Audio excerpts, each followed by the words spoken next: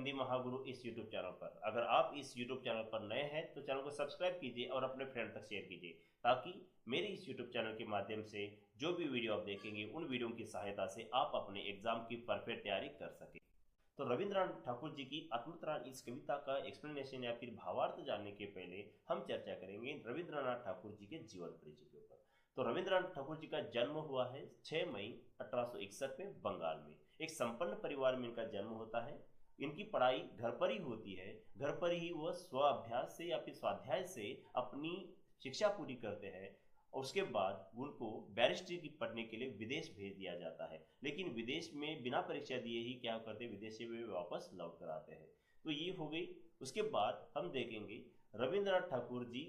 को पहला नोबेल पुरस्कार प्राप्त हुआ है। तो भारत के पहले नोबेल पुरस्कार प्राप्त विजेता अगर कोई व्यक्ति है तो वो है रविंद्रनाथ ठाकुर जी। तो रविंद्रनाथ ठाकुर जी की कौन सी कृति के ऊपर, कौन सी रचना के ऊपर उनको नोबेल पुरस्कार प्राप्त हुआ, ये वाला सवाल पूछा जा सकता है। तो गीतांजलि, याद रखना, गीतांजलि यह जो इनकी रचना है इसके ऊपर उनको नोबेल पुरस्कार प्राप्त हुआ। दूसरी बात रविंद्रनाथ ठाकुर जी की हम करेंगे तो रविंद्रनाथ ठाकुर जी ने शिक्षा को बढ़ावा देने के लिए एक शैक्षिक संस्था की स्थापना की, सांस्कृतिक संस्था की स्थापना की, जिसका नाम जो बहुत ही जो है मतलब महान जो है नामों में लिया जाता है वो है शांति निकेतन। तो शांति निकेतन एक ऐसा नाम है, प्रसिद्ध नाम है, जो एक शैक्षणिक संस्था के साथ जुड़ा हुआ है। शैक्षणिक संस्था शांति निकेतन का निर्माण करके उन्होंने शिक्षा का बढ़ावा देने का काम जो है रविंद्रनाथ ठाकुर जी ने किया है। तो शांति निकेतन को भी जो है ध्यान में रखना है। उसके बाद बहुत सारी रचनाएं हैं रविंद्रनाथ ठाकुर जी की। तो इन रचनाओं के ऊपर मुझे नहीं लगता कि आपको कोई सवाल पूछा जाएगा। तो रविंद्रनाथ ठाकुर जी का जन्म बंगाल में हुआ। दूसरी बात, रविंद्रनाथ ठाकुर जी की कौन सी रचना, गीतांजलि, इस रचना पर उनको नोबेल पुरस्कार प्राप्त हुआ। रविंद्रनाथ ठाकुर जी को कौन सा पुरस्कार पूछते हैं तो नोबेल पुरस्कार बता देना। और रविंद्रनाथ ठाकुर जी ने कौन सी शैक्षिक या सांस्कृतिक संस्था की स्थापना की, ये वाली बात अगर पूछते हैं तो शांति निकेतन का आपको नाम जो है यहाँ पर देना है। तो चलिए आगे देखते हैं। इस कविता में आत्मत्राण, आत्मत्राण का मतलब है आत्मा की रक्षा के लिए लगाई गई पुकार या फिर जो है कि एक प्रकार से दी गई पुकार, उसको ही कहते हैं आत्मत्राण। तो भगवान से आत्मरक्षा के लिए किस प्रकार से प्रार्थना कर रहे हैं उसका जो है यहाँ पर वर्णन इस कविता में किया गया है। तो पाठ प्रवेश में या फिर कविता में क्या है, तैरना चाहने वाले को पानी में कोई उतार तो सकता है, उसके आसपास भी बना रह सकता है, मगर तैरना चाहने वाला जब तक स्वयं हाथ पांव चलाता है तभी तैराक बन पाता है। इन उदाहरणों के माध्यम से रविंद्रनाथ ठाकुर जी बताना चाहते हैं कि भगवान मुसीबत से बाहर जो है आपको आना है तो उसके लिए आपको ही प्रयास करने हैं। भगवान की बस आप प्रार्थना कर सकते हो, भगवान से बस शक्ति मांग सकते हो, भगवान आपको मुसीबत से बाहर नहीं ला सकता। वैसे ही जैसे उन्होंने एग्जाम्पल, 2-3 एग्जाम्पल देकर उन्होंने समझाने का काम किया है। पानी में तैरने वाला जब तक पानी में जो है कूद कर अपने हाथ पैर नहीं हिलाएगा तब तक वो तैरना नहीं सीखेगा। बाहर कितना भी बड़ा जो है मतलब गाइड या फिर मार्गदर्शक बाहर खड़ा होकर उसको बोले कि ऐसा कर वैसा कर, कुछ नहीं होना है जब तक जो है तैराकी खुद पानी में ना उतरे। वैसे ही परीक्षा देने वाला विद्यार्थी परीक्षा जाते समय घर के जो है बड़े जो लोग हैं उनका आशीर्वाद लेने के लिए उनके पैर छूता है। तो उनका पैर छू लिया इसका मतलब नहीं कि उनकी परीक्षा आसान हो गई, या फिर जो है भगवान की जो है पूजा कर दी मतलब भगवान परीक्षा लिखने वाले, ऐसे नहीं। भगवान परीक्षा लिखनी किसको है, विद्यार्थी को ही परीक्षा लिखनी है, लेकिन एक उनके आशीर्वाद से आत्मबल बढ़ता है, इसलिए बस क्या करना है, बड़ों का आशीर्वाद साथ में लेकर जो है चलना पड़ता है। उसी प्रकार से तीसरा उदाहरण दिया उन्होंने, पहलवान, दो पहलवान कुश्ती करने का काम जो है करने के लिए वो जब अखाड़े में उतरते हैं तब उनका उत्साह बढ़ाने के लिए दर्शक जो है एक प्रकार से उनको प्रोत्साहित करते हैं, इससे उनका मनोबल बढ़ता है। लेकिन कुश्ती दर्शक नहीं करते, कुश्ती पहलवानों को ही करनी पड़ती है। ठीक उसी प्रकार से भगवान की प्रार्थना करना मतलब एक ही है, भगवान आपकी मदद नहीं करेंगे बल्कि भगवान के आशीर्वाद से आपका आत्मबल बढ़ेगा, आत्मविश्वास बढ़ेगा और हर एक मुसीबत से आप बाहर निकलेंगे। तो कवि इस जो है कविता के माध्यम से यही समझाना चाहते हैं, वो भगवान से ही प्रार्थना करना चाहते हैं कि भगवान हर एक मुसीबत से मैं बाहर निकलूंगा, बस मुझे क्या करो, उन मुसीबतों से बाहर निकलने की शक्ति प्रदान कर दो। मतलब यहाँ पर बाकी की जो है प्रार्थना गीतों से ये प्रार्थना गीत हमें इसलिए अलग लगता है, बाकी के प्रार्थना में गीतों में अगर हम बात करेंगे तो हम डायरेक्ट भगवान से मांगते हैं, भगवान मुझे संकट से बाहर निकालो, भगवान मुझे परीक्षा में अच्छे अंक दे दो, भगवान मुझे परीक्षा में पास कर दो, भगवान मुझे अच्छी नौकरी दे दो, भगवान मेरे संकट को जो है दूर कर दो। लेकिन यहाँ पर रविंद्रनाथ ठाकुर जी खुद भगवान को जो है संकटों से बाहर जो है संकटों को दूर धकेलने की बात नहीं कर रहे, बल्कि वे भगवान से यहाँ पर प्रार्थना कर रहे हैं कि भगवान मैं संकट से बाहर निकलूंगा, मैं जो है हर एक मुसीबत से बाहर निकलूंगा, बस आप क्या करो मेरे जो है ऊपर जो है एक प्रकार से आशीर्वाद बनाए रखो, आप मुझे बस शक्ति प्रदान करो। इसलिए बाकी जो है मतलब इसमें डायरेक्ट हम भगवान से मांगते हैं, लेकिन यहाँ पर इनडायरेक्टली आप भगवान से जो है एक प्रकार से कामना रखने की कार्य यहाँ पर जो है ये कर रहे हैं। प्रस्तुत पाठ में कवि गुरु मानते हैं कि प्रभु में सब कुछ कर देने की जो है संभावना सामर्थ्य है, प्रभु सब कुछ कर सकते हैं, लेकिन वो कभी भी नहीं करेंगे। क्यों? अगर सब कुछ जो है भगवान ही करेंगे तो हम जो है लोग क्या करेंगे? भगवान ने हम लोगों के अंदर वो सभी जो है बातें दी है जिसके द्वारा हम जो हर एक मुसीबत से बाहर आ सकते हैं। तेज बुद्धि दी है, आंखें दी है, नाक दी है, मुंह दिया है, हाथ दिए है, पैर दिए है, सब इंद्रिय दिए हैं, इनके बल पर हम मुसीबत से बाहर निकल सकते हैं। तो भगवान से फिर से भगवान के सामने हाथ जो है फैलाने की क्या जरूरत है? तो भगवान मुसीबत से आपको जो बाहर नहीं निकालेंगे, संघर्ष तो आपको ही करना पड़ेगा, प्रभु को कुछ करना जो है नहीं है। तो वो यहाँ पर बोल रहे हैं, इस प्रकार प्रार्थना गीत में कवि यहाँ पर बता रहे हैं कि भगवान को कुछ नहीं करना पड़े, हम ही करेंगे, बस भगवान क्या करे, हमें बस क्या करे, एक प्रकार से अपनी शक्ति दे दे, उस शक्ति के बल पर हम अपने इन मुसीबतों से बाहर निकल सकें। रविंद्र ठाकुर जी की कविता है जो बंगला में लिखी थी, इसका हिंदी में अनुवाद करने का काम हजारी प्रसाद द्विवेदी जी ने किया है। याद रखना, ये मूलतः बंगला भाषा में लिखी गई है, लेकिन इसका अनुवाद जो है आत्मत्राण का हिंदी में अनुवाद करने का कार्य हजारी प्रसाद द्विवेदी जी ने किया है। और रही बात हजारी प्रसाद द्विवेदी जी की, हिंदी साहित्य में इनका जो है बहुत बड़ा योगदान है। हिंदी साहित्य को समृद्ध या फिर ऊंचे स्तर पर ले जाने के लिए हजारी प्रसाद द्विवेदी जी ने भी बहुत बड़ा कार्य किया है। तो देखेंगे कविता में यहाँ पर रविंद्रनाथ ठाकुर जी क्या यहाँ पर समझा रहे हैं। आत्मत्राण मतलब आत्मा की रक्षा के लिए की गई प्रार्थना। विपदाओं से मुझे बचाओ यह मेरी प्रार्थना नहीं, केवल इतना हो करुणामय कभी न विपदा में पाऊं मैं। यहाँ पर क्या बता रहे, देखो, संकटों से मुझे बचाओ, विपदा मतलब संकट, हे भगवान संकटों से मुझे बचाओ ऐसी मेरी प्रार्थना नहीं है, लेकिन केवल इतना हो, ये करुणामय। करुणामय शब्द यहाँ पर किसके लिए इस्तेमाल किया है? भगवान के लिए किया गया है। करुणामय मतलब दया दिखाने वाला, करुणा करने वाला, हे करुणा करने वाले, हे दया दिखाने वाले, हे भगवान, इन जो है विपदाओं को जो है मैं देख कर भयभीत ना हो जाऊं, ऐसी शक्ति मेरे आप अंदर निर्माण करना। देखो यहाँ पर भगवान कवि क्या समझाना चाहते हैं कि विपदाओं से देखकर जो है मैं ना डरूं, मैं भयभीत ना हो जाऊं, ऐसी मुझे शक्ति दे दो। विपदाओं को जो है संकटों को जो है संकटों से मुझे बचाओ ऐसी मेरी प्रार्थना नहीं है, बल्कि उन संकटों से मैं अपने आप से जो है मतलब बाहर निकलूंगा। बस मुझे क्या करूं, उन संकटों को देखकर मैं ना डरूं, मैं भयभीत ना हो जाऊं, ये वाली जो है बस क्या करो शक्ति आप मुझे दे दो। ये वाली बात यहाँ पर वो समझा रहे हैं। उसके बाद दुख ताप से व्यतीत चित्त को न द सांत्वना में सही, भगवान से प्रार्थना कर रहे हैं कि भगवान जब मेरे हृदय में, चित्त मतलब हृदय, जब मेरे हृदय में दुख होगा, मेरे हृदय में जब तकलीफ होगी, तब आप मेरा जो है समाधान मत करना कि तुझे दुख हो रहा है, कोई चिंता की बात नहीं, ये सभी बताने की जरूरत नहीं है। भगवान दुख और ताप से, मेरे हृदय में होने वाले हो रहे दुख और ताप से जो है आप मेरा समाधान मत करो, लेकिन हे करुणामय मेरे लिए कुछ करना चाहते हो तो दुख के ऊपर मैं विजय प्राप्त कर सकूं, हमेशा मैं दुख के ऊपर विजय प्राप्त कर सकूं, ऐसी मुझे क्या करो शक्ति प्रदान करो। देखो यहाँ पर क्या बता रहे हैं, हृदय के दुख को देखकर आप चिंतित मत होना, आप मेरा समाधान मत करना, उस दुख को देखकर मैं जो है दुख के ऊपर मैं सदा जो है या फिर सतत जो है विजय प्राप्त कर सकूं, ऐसी यहाँ पर शक्ति वो मांगने का काम करे। तो यहाँ पर सवाल अगर बनता है कि दुख ताप से हृदय में जो है निर्माण हो रहे दुख ताप को लेकर कवि यहाँ पर भगवान से क्या प्रार्थना करते हैं, तो यहाँ पर आपको बताना है कि दुख और ताप के बारे में कवि यहाँ पर भगवान से प्रार्थना करते हैं कि इनसे जो है इन दुख और ताप को देखकर आप मेरा समाधान मत करो, बस इतना करो कि दुख को जो है मैं दुख के ऊपर विजय प्राप्त कर सकूं, ऐसी मुझे क्या करो शक्ति दे दो। जब कोई सहायता, संकट के समय में जब कोई सहायता करने वाला नहीं मिलता है, तब भगवान से कवि क्या प्रार्थना कर रहे हैं,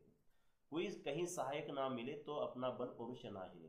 सहायता न करने पर या फिर सहायक न मिलने पर कवि भगवान से क्या प्रार्थना करते हैं, तो सहायक न मिलने पर कवि भगवान से प्रार्थना करते हैं कि जब सहायता करने वाला कोई नहीं मिलता है तब मेरा बल पौरुष ना हिले, मतलब मेरा बल कम ना हो जाए, मेरा पौरुष, मेरी जो एक प्रकार मेरा उत्साह जो है क्या हो जाए, कम ना हो जाए। मतलब सहायता करने वाला कोई भी मिले या ना मिले, मैं उसी शक्ति के साथ, उसी उत्साह के साथ, उसी जो आत्मविश्वास के साथ मैं क्या करूं, उन संकटों से मैं बाहर आ जाऊं।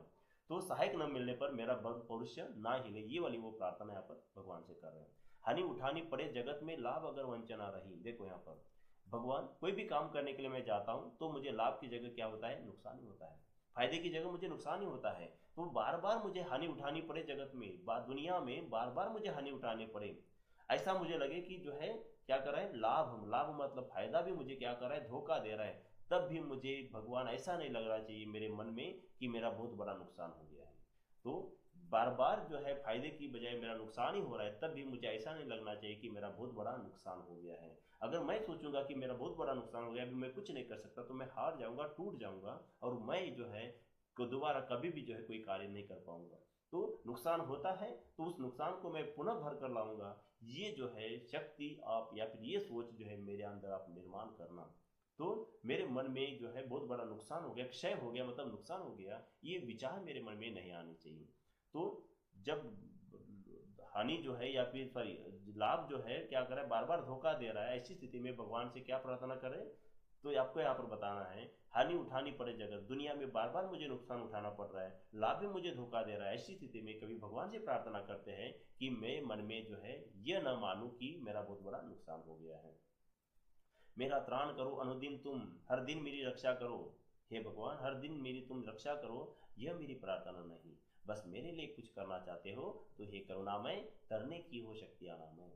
मेरी जो है हर दिन रक्षा करो ऐसे नहीं है, बस जो है क्या करो, हर एक जो है मुसीबत से बाहर निकलने की, तरने की मतलब मुसीबत को पार करने की जो है शक्ति अनामय मतलब जो है मेरे अंदर आप निर्माण कर दो, ये वाली प्रार्थना यहाँ पर कवि कह रहे हैं। मेरा भार अगर लघु करके न दो सांत्वना नहीं सही, हे भगवान आप मेरी जिंदगी का बोझ आप मत उठाना, मेरी जिंदगी का बोझ उठाने के लिए मैं काबिल हूँ, मेरी जिंदगी का बोझ मैं उठाऊंगा, आप उसको छोटा मत करना,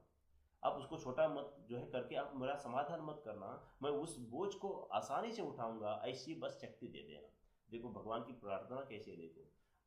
वजन जो है उस वजन को हल्का मत करो, मैं वजन को उठाऊंगा, उससे डबल उठाऊंगा, लेकिन उस वजन को उठाने की क्या करो, मुझे शक्ति दे दो, मतलब एक प्रकार से क्या है, भगवान आप कुछ मत करो मैं ही करूंगा, बस मुझे शक्ति दे दो, इनडायरेक्टली भगवान से प्रार्थना कर रहे हैं। तो मेरा भार अगर लघु करके, मेरा वजन जो है आप छोटा करके मेरा समाधान न मत करना, केवल इतना रखना अनुनय, केवल बस इतनी प्रार्थना रखना, वहन कर सकूं इसको निर्भय, इसको मैं आसानी से उठा सकूं, निर्भय मतलब बिना भय के उसको उठा सकूं, ऐसी बस मुझे शक्ति दे दो। तो यहाँ पर अपनी जिंदगी का बोझ या फिर भार जो है, भार को लेकर कभी यहाँ पर भगवान से क्या प्रार्थना करते हैं, ये वाला सवाल आता है, तो आपको बताना है अपनी जिंदगी के बोझ को, अपने जो है भार को जो है आप छोटा करके जो है आप मेरा समाधान मत करना, उस जो है वजन को बस मैं बिना भय के उठा सकूं, ऐसी मुझे शक्ति दे दो। साथ ही साथ यहाँ पर ये जो है दो लाइनें यहाँ पर बहुत इंपॉर्टेंट रहेगी, नत सिर होकर सुख के दिन में, कभी भगवान से प्रार्थना करता है कि भगवान सुख के दिन में मेरा सिर जो है आपके सामने झुका रहे, ठीक उसी प्रकार से दुख के क्षणों में भी मेरा सिर आपके सामने झुका रहे, मतलब सुख और दुख दोनों स्थितियों में मैं आपके सामने जो है सिर झुकाते रहूं। ऐसा नहीं होना चाहिए कि बस दुख के समय में मैंने आपको याद किया, सुख के समय में आपको भूल गया, ये जो है बात नहीं होनी चाहिए। तो नत सिर होकर सुख के दिन में, मतलब मेरा जो है सिर आपके सामने नतमस्तक हो जाए, कब, सुखों के दिनों में या फिर सुख के दिनों में, तो मुख पहचानो छिन छिन में, हर बार जो है क्षण क्षण मैं आपका मुख पहचानूं, मतलब हर क्षण क्षण में मैं आपके दर्शन कर सकूं, ये वाली बात यहाँ पर वो समझा रहे हैं। दुख रात्रि में करे वंचना जिस दिन निखिल महीन, देखो यहाँ इन्होंने दुख को रात्रि के समान बताया, जैसे रात्रि अंधकार में होती है, रास्ता जो है दिखाई नहीं देता है, ठीक उसी प्रकार से जिस इंसान की जिंदगी में दुख आया है वो इस प्रकार से जो है उस दुख में ऐसा खो जाता है कि उसको कोई रास्ता बाहर जो है निकलने का नहीं दिखता है। ऐसे में जो है वंचना, दुख रात्रि में करे वंचना, वंचना मतलब धोखा देना, मेरी जिस दिन निखिल मही, तो दुख के समय में संपूर्ण धरती भी मेरा साथ छोड़ दे, तब भी हे भगवान ऐसा नहीं लगना चाहिए कि मैं आपके ऊपर संशय करूं, कि भगवान भी मेरा साथ छोड़ दिए हैं, भगवान भी मेरा जो है साथ छोड़ दे, भगवान भी जो है मेरे ऊपर कृपा दृष्टि नहीं बनाए रख रहे हैं, ऐसा मुझे बिल्कुल भी नहीं लगना चाहिए। मतलब जो होता है होने जाने देना, जितना दुख आता है मुझे जो है जिंदगी में आने दो, कोई दुनिया का कोई भी व्यक्ति मेरे जो है दुख को दूर करने के लिए जो है मेरा साथ ना दे, लेकिन भगवान मेरा जो आपके ऊपर विश्वास है, ये विश्वास वैसा का वैसा ही बना रहे जैसे सुख के समय में होता है। मतलब मैं आपके जो है एक बल के ऊपर, आपके जो है एक प्रकार की शक्ति के ऊपर किसी भी प्रकार का संशय ना करूं, तो मेरा संशय जो है दूर हो जाए और मेरे मन में आपके प्रति विश्वास वैसा का वैसा ही बना रहे, तो मतलब एक प्रकार से मेरे अंदर, मेरे मन में आपके प्रति जो भक्ति है, जो श्रद्धा है, वो अटूट रहे, ये वाली बात यहाँ पर वो समझाने का प्रयास करना चाहते हैं। तो हर एक जो है सेंटेंस को लेकर अच्छी तरह से मैंने एक्सप्लेनेशन दिया है। अगर ये जो है एक्सप्लेनेशन आपको अच्छा लगता है तो फिर से एक बार मैं रिक्वेस्ट कर रहा हूँ कि इसको लाइक कीजिए और अपने फ्रेंड तक शेयर कीजिए, ताकि उनको भी जो है ये कविता अच्छी तरह से समझ में आ जाए, वे अपने एग्जाम में जो है अच्छा स्कोर करें। 2 मिनट में मैं क्या करूंगा, इसके ऊपर जो सवाल पूछे हैं इन सवालों के आंसर भी जो है मैं 2 मिनट में आपको जो है समझा दूंगा कि इसके आंसर आपको लिखने कैसे हैं। कभी किससे और क्या प्रार्थना कर रहे हैं, कभी भगवान से प्रार्थना कर रहे हैं, क्या प्रार्थना करें, आत्मा की रक्षा की जो है वो प्रार्थना करें, आत्मरक्षा की वो प्रार्थना कर रहे हैं। विपदाओं से मुझे बचाओ यह मेरी प्रार्थना नहीं, कवि इस पंक्ति के द्वारा क्या कहना चाहते हैं। कवि यहाँ पर इस पंक्ति के द्वारा समझाना चाहते हैं कि संकटों से मुझे बचाओ ये मेरी प्रार्थना नहीं, संकटों से मैं बाहर निकलूंगा, बस क्या करूँ, संकटों से बाहर निकलने की जो है शक्ति मुझे आप जो है दे देना, विपदाओं के ऊपर मैं विजय प्राप्त कर सकूं ऐसी मुझे शक्ति बस दे देना। कभी सहायक के न मिलने पर क्या प्रार्थना करते हैं, कभी सहायक के न मिलने पर यह प्रार्थना करते हैं कि जो है कोई सहायता करने वाला जब मुझे नहीं मिलता है तब भी हे भगवान मैं अपने बल के ऊपर, मैं अपने पौरुष के ऊपर जो है मतलब शक ना करूं, मेरा बल पौरुष डावाडोल ना हो जाए, मेरा बल पौरुष कम ना हो जाए। तो सहायता कोई करने के लिए आए या न आए, मैं अपने बल के ऊपर, मैं अपने पौरुष के ऊपर उस मुसीबत से बाहर निकलूं, ऐसी मेरी जो है प्रार्थना है। अंत में कवि अन्य क्या कहना करते हैं, कविता के अंत में यहाँ पर क्या प्रार्थना करते हैं कि संपूर्ण दुनिया जो है मेरा साथ छोड़ दे, संकट के समय में, दुख सुख जो है, दुख रात्रि के समय में, मतलब दुख के जो है के समय में पूरी दुनिया भी जो है, पूरी संपूर्ण मही भी मेरा साथ छोड़ दे, उस समय भी हे भगवान मेरे मन में आपके प्रति जो विश्वास है वो वैसा का वैसा ही बना रहे। मेरे मन में बिल्कुल भी जो है ये संदेह नहीं निर्माण होना चाहिए कि भगवान ने भी मेरा साथ छोड़ दिया है। तो ऐसे संकट के समय में भी मेरे आपके प्रति जो आस्था है वो आस्था वैसी की वैसी ही बनी रहे, ये वाली प्रार्थना वो यहाँ पर कर रहे हैं। आत्मत्राण शीर्षक की सार्थकता कविता के संदर्भ में स्पष्ट कीजिए। आत्मत्राण आत्मा की रक्षा के लिए लगाई गई। जब तक आत्मा आपकी जो है मतलब जो है सुरक्षित है, आपकी आत्मा की रक्षा हो रही है, आपका कोई भी जो है बाल बाका नहीं कर सकता। मतलब एक प्रकार से जब तक आपके अंदर आत्मविश्वास है, जब तक आप अपने जो है एक प्रकार से अपनी शक्ति के ऊपर आपका विश्वास है, आपको कोई पराजित नहीं कर सकता, आपको कोई जो है जिंदगी में एक प्रकार से परास्त नहीं कर सकता। ये वाली बात यहाँ पर बताई गई है। अपनी इच्छाओं की पूर्ति के लिए आप प्रार्थना के अतिरिक्त क्या क्या प्रयास कर सकते हैं अपनी इच्छाओं के लिए।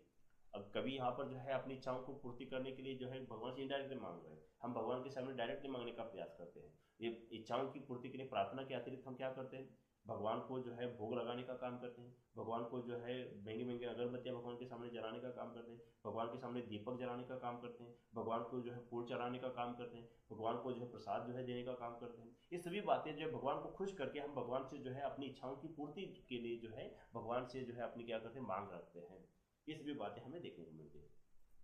क्या कवि की ये प्रार्थना अन्य प्रार्थना गीतों से अलग है? हाँ बिल्कुल अलग है, क्योंकि बाकी अन्य प्रार्थना गीतों में भगवान से हम प्रार्थना जो है समस्याओं को हल करने की जो है बात करते हैं। कवि यहाँ पर भगवान को कुछ नहीं करने के लिए बोलते हैं, बस भगवान की कृपा दृष्टि अपने ऊपर जो है बनी रहे, इतनी बात जो है भगवान से वो करते रहते हैं। तो ये जो है 2 मिनट में मैंने जो है जितने भी जो है क्वेश्चंस यहाँ पर बने हुए हैं उनको अच्छी तरह से एक्सप्लेनेशन किए हैं। इसके बावजूद भी अगर जो है इस कविता का सारांश अगर आपको जो है पढ़ना है और कविता के ऊपर जो है जो सवाल पूछे हैं, इन सवालों के अगर सटीक और जो है सरल भाषा में लिखे हुए आंसर अगर आपको जो है पढ़ने हैं और अपने एग्जाम की तैयारी करनी है तो www.hindimahaguru.in इस वेबसाइट पर जाइए, या फिर इसी जो है वीडियो के नीचे डिस्क्रिप्शन में मैंने इस टॉपिक के ऊपर, इस कविता के ऊपर जो भी क्वेश्चन आंसर या फिर जो भी इसका सारांश है ये सटीक भाषा में लिखकर यहाँ पर जो है मैंने दिया है, उस लिंक पर जाकर क्लिक करेंगे तो आपको नोट्स मिल सकते हैं। मिलते हैं नेक्स्ट वीडियो में, तब तक के लिए धन्यवाद।